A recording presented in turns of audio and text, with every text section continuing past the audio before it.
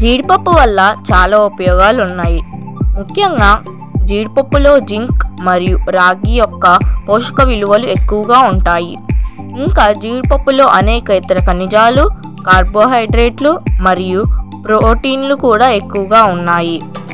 జీడిపప్పు చెట్టు దాదాపు 32 నుండి 50 అడుగుల ఎత్తు పెరుగుతుంది.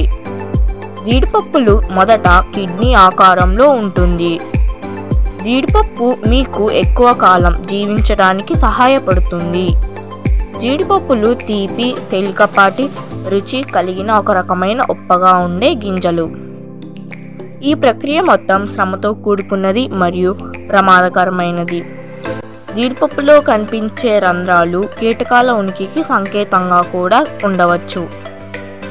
మహారాష్ట్ర అనేది భారతదేశంలో జీడిపప్పుల ఉత్పత్తికి మంచి పేరుగల రాష్ట్రం.